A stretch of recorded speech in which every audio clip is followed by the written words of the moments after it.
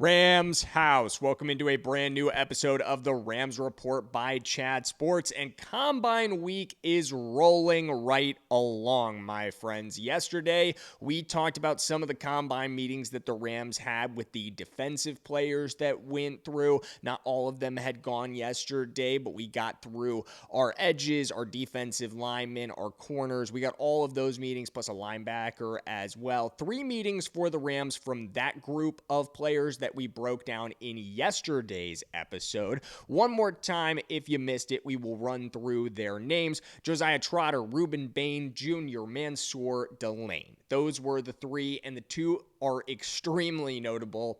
Big name standouts, guys you've probably already heard of, Reuben, Bain, and Mansour Delane. Absolutely going to be first-round draft picks. Definitely could be targets at 13. If you want more on those 3 guys, especially, we did breakdowns of all 3 of them, check out yesterday's video. But today, we're going to talk about the meetings with 3 offensive weapons that the Rams had. 3 offensive players on today's show. The first of which, I'm not going to make you wait the entire show for the list. We're going to go through it right now. The first of which was confirmed on Rich Eisen's show this morning. He released the show early in the afternoon. Jermiyah Love had a meeting with the Los Angeles Rams. That is extremely notable. We will break that down. Makai Lemon, the USC wide receiver, he also had a meeting with the Rams. Another one I'm really excited about. And then Brennan Thompson out of Mississippi State, he also got the chance to sit down with the Rams staff at the NFL Combine. So we're going to be breaking down those final 3. Jermiyah Love, the Notre Dame running back, Makai Lemon, the USC receiver, and Brennan Thompson, the Mississippi State receiver on today's show. But before we get into it, if you have not already, I would massively appreciate it if you dropped a like on today's show. Shows your support for the Rams Report, helps this video with the good information we're going to have on the Combine get out to more Rams fans, helps more members of the Rams house, of the Ramily, stay informed about what's going on around the NFL Combine, helps us be a more informed fan base, and helps get this video out on more YouTube feeds. So go ahead and click that like button if you're enjoying today's show, and let's go ahead and get into this thing. Starting with a breakdown of Jermiyah Love. Here's my thoughts around the Rams meeting with Jermiyah Love. Firstly, this could be a total smokescreen. Absolutely, it could be.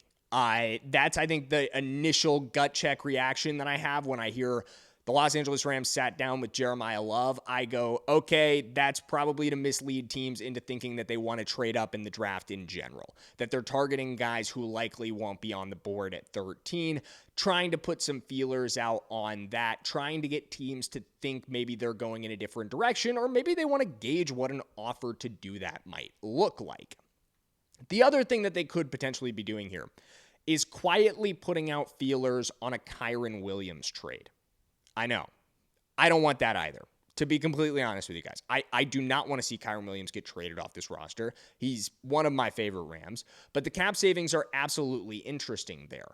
I don't know that they're necessarily needed, but you can save about $11.5 million if you were to move off from Kyren Williams. So it's not an untradeable contract. It is a contract that could be traded for some cap savings. But remember the short that we made just a couple days ago. If you missed that one, the Rams are one of several teams that by new CBA rules have to spend $50 million in current cash in 2026. Trading Kyren sets you back on that $50 million. Then it's going to tick up. It's going to go over 60 because you just took $11 million off the books that you now have to get back in other ways. So unless they're setting up a bigger move, trading Kyren Williams doesn't make a ton of sense to me. Here's the ultimate thing that I do think, after giving it a lot of thought, here's what I actually think the reasoning behind the Rams meeting with Jermiyah Love is. My view of this is he's likely a top 5 player on their board, talent-wise. I think they look at him and they go, that is one of the best players in this draft class.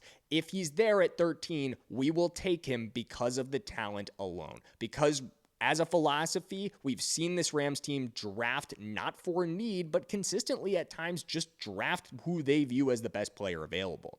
Sometimes the picks are kind of like, whoa, that came out of nowhere, but it's just the Rams going by their board. The Rams viewing this guy as the best player that's available, irregardless of position, irregardless of current roster composition, and understanding that as a general philosophy, drafting good football players makes a good football team. And Jermiyah Love is without a doubt a fantastic football player. I think it makes a lot of sense to do due diligence, on him, even though running back is not a glaring need on this roster. In fact, I think you could argue it is one of the strength points of this roster. But Jermiyah Love is fantastic. I think it's definitely notable that the Rams are looking into him. I wouldn't say he's a top Rams draft target in terms of like guys that they're realistic to select, but it does seem like he is a top member of the Rams draft board in terms of guys that they view as talented in this draft class. The best players available, I think Jermiyah Love is close to the top of that board. I think that's why you're seeing that meeting occur. Let's go on to another guy who definitely is also in that same group, very close to the top of the draft board, Makai Lemon. This was an awesome moment for me. We were able to get our team out in Indianapolis a great clip of Makai Lemon confirming his meeting with the Los Angeles Rams. I'm going to roll that for you guys right now so you can hear it straight from him. It's pretty brief, so here we go. With the Rams? Have you met with the Rams? Yes, ma'am. Awesome stuff.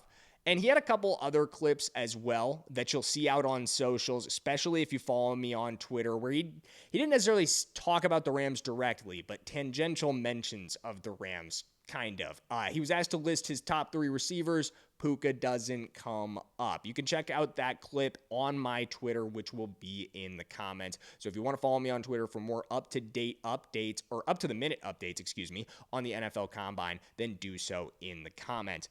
But it is not a surprise to any of us that the Rams have interest in adding a third receiving option. This is something we've talked about a lot on the channel, that the depth at this position is not strong beyond Puka and Devontae. You look beyond those two guys, and it's a very young room. It's a room that has expiring free agents. It's a room that you could certainly add to, and I know Sean McVay watches Makai Lemon's tape and drools. I know he watches Makai Lemon's tape and dreams of the possibilities of the plays he could design for him, of the lack of double coverage possibility for the 3 receivers he would have out on the field at the exact same time, of what that would mean for Matthew Stafford. I know he does.